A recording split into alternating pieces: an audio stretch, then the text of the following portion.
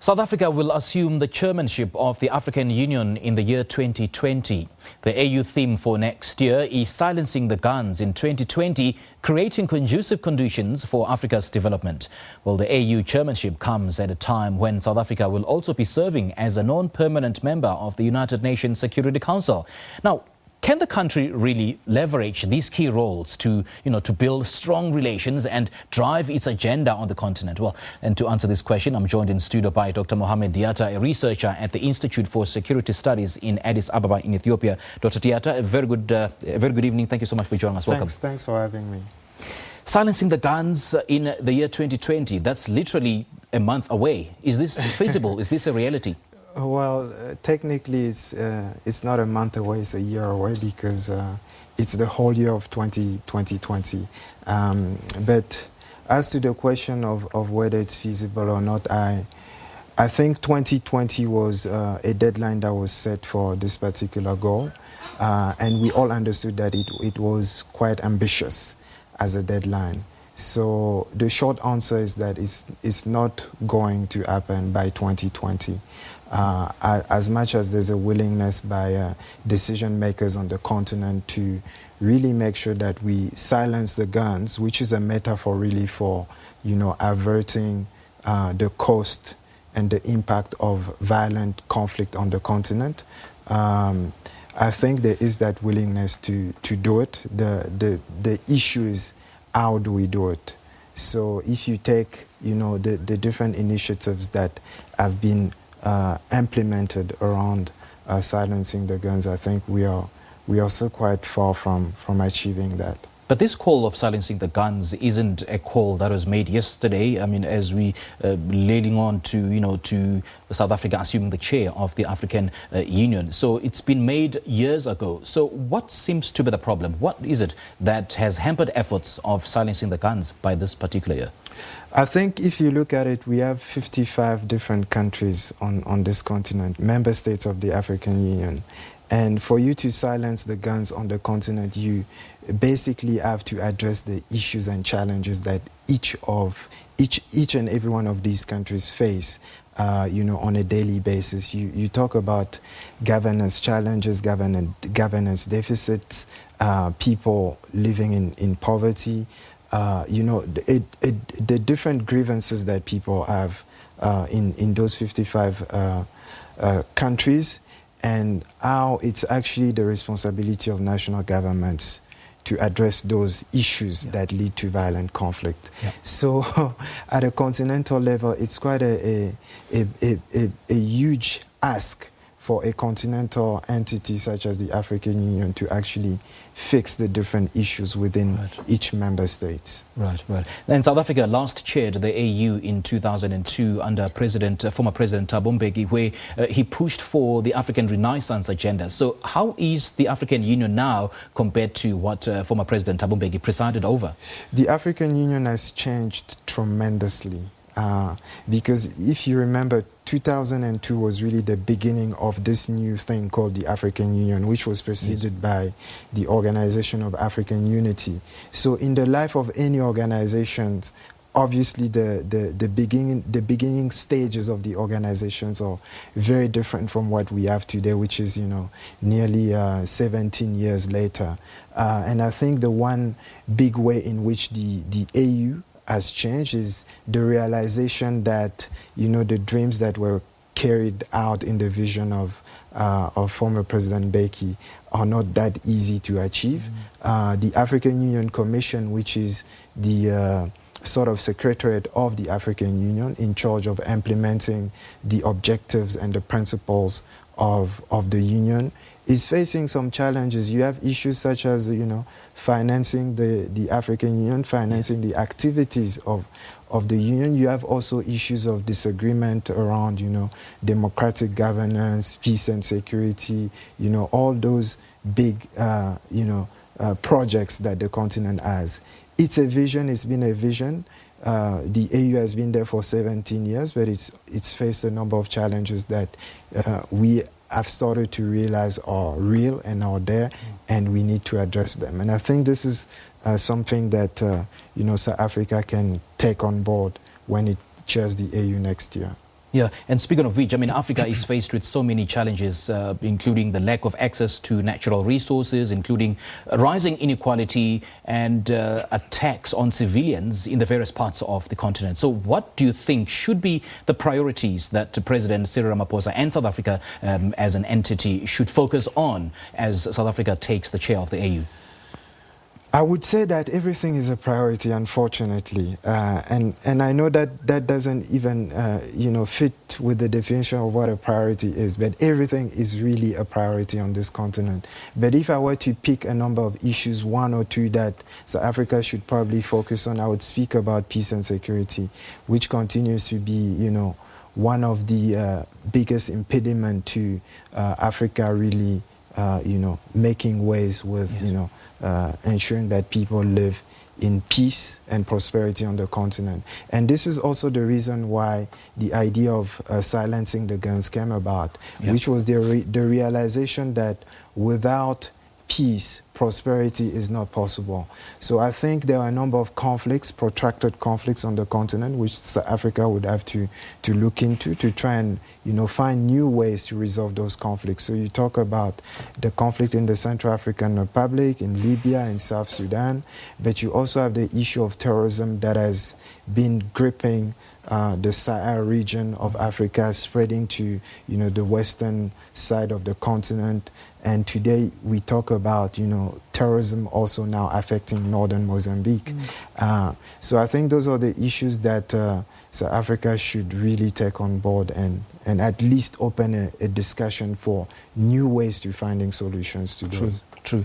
And the African Union under President Paul Kagame was actually very clear on its focus towards pushing the African Continental Free Trade Area agenda. And am I then correct to assume that that kind of vision somewhat fizzled out under the presidency of Egypt? And how does South Africa then pick up the momentum and rediscover the sense of purpose for the African Union?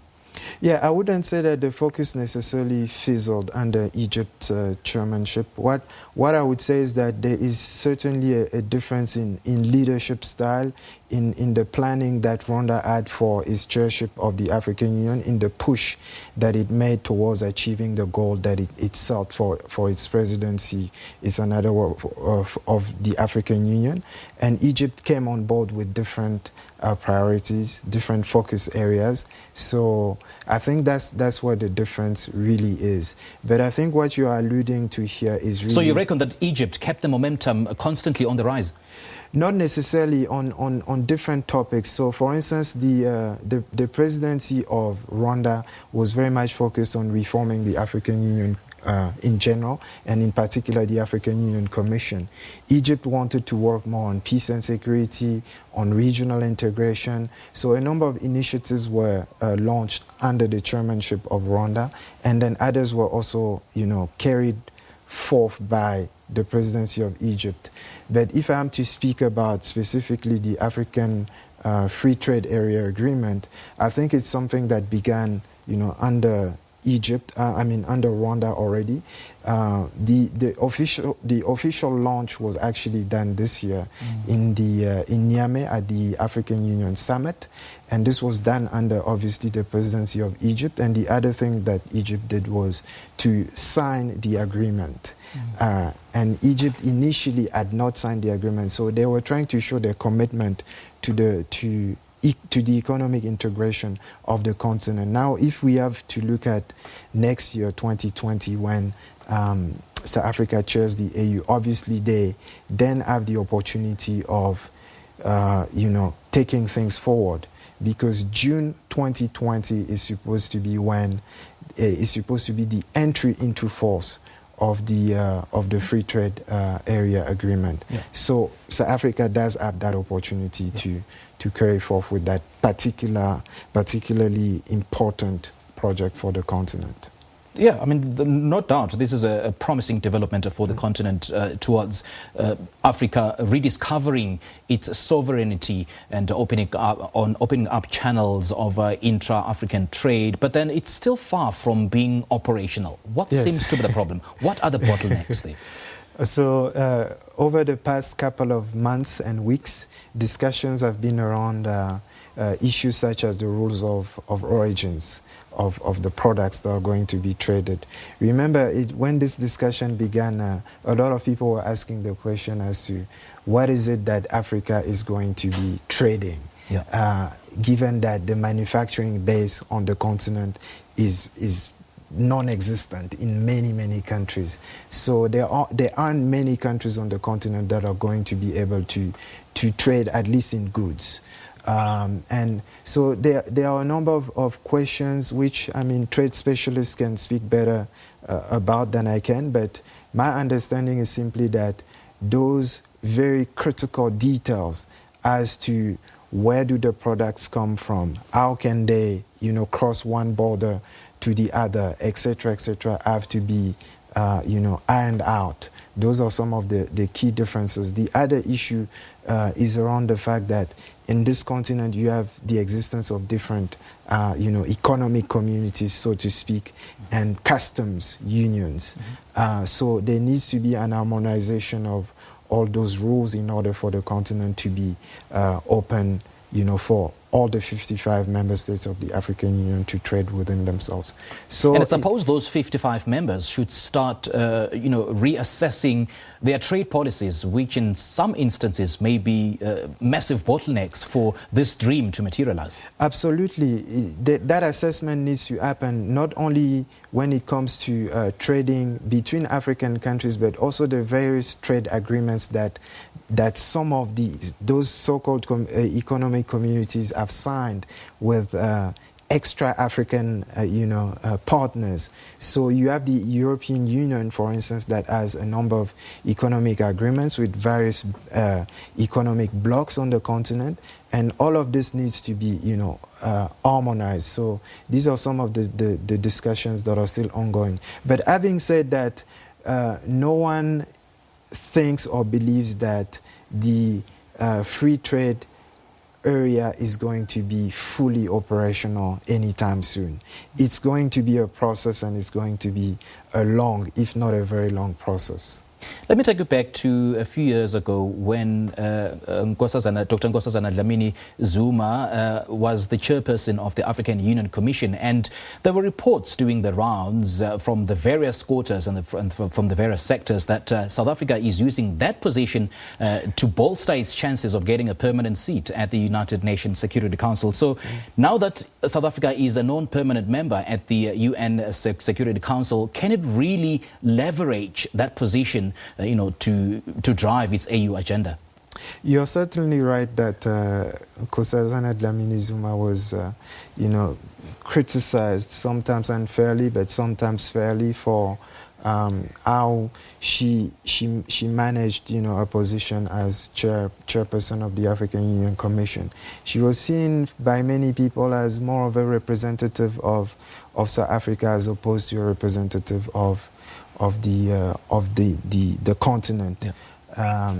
But I mean, those are criticism which people can contest. Right. I think when it comes to AU and relationships, and particularly the reform of the UN Security Council, the discussion is beyond just South Africa, because the request really doesn't come from South Africa alone, but from the continent as a whole, to say that we need to have a UN Security Council that is representative of the current configuration of the world. This body was created in 1945, 45, at a time where most African countries were not independent. Today, African countries represent about 30% of UN members. So it's only right that, this new configuration of the world is, represented, or, how can I say, seen also through the UN. So this discussion is not just about South Africa, and many African countries have been discussing it, have been trying to push for the UN Security Council to be reformed. But you're certainly right, I'll end with this, you're certainly right that we've not quite agreed on who are going to be the African permanent members of the of the UN Security Council. Just before I let you go, Dr. Diatta, unfortunately, we don't have much time. Let's talk about the elephant in the room, corruption. That certainly will be in President Ramaphosa's incoming tray as he takes up the chair of the African Union. I mean, corruption, no doubt, has been the cancer that has been eroding the moral fiber of each and every society and democracy on the African continent. So how has the African Union been effective, if at all, in addressing this? This is, I mean, you're absolutely right. It's one of the biggest challenges that we also face on the continent. And you might also see that actually when you talk about conflicts on the continent, part of that comes from corruption, from the fact that our countries are run in that way, right? And so it creates all of those grievances. I don't think that there's anything to show for that the African Union has done that is effective in combating corruption. There are a number of frameworks at national level. I mean, the theme of the year, actually last year, of the African Union was combating corruption. And if you ask me what were the results of that push, of trying to shed light on that particular phenomenon, I won't be able to tell you, unfortunately. Right. But I think South Africa does have the opportunity to push for it. The only thing that I would say is soft power and leading by example works better than trying to prescribe particular ways of doing things to people. So that's probably going to be a challenge also for South Africa.